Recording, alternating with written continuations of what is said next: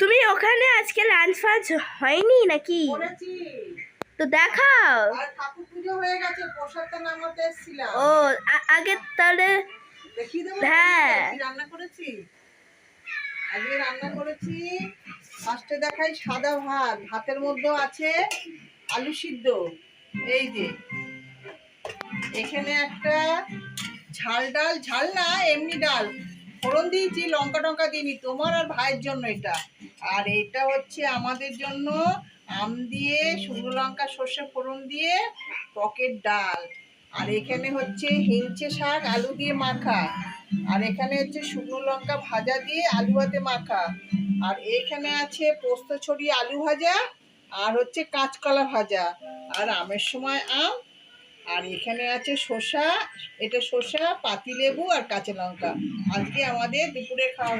না, আর একটা জিনিস দেখাতে ভুলে যাচ্ছি, তোমার প্রিয় হচ্ছে পাঁপড় ভাজা ডালের সাথে। আজকে দুপুরে খাওয়া দাওয়া।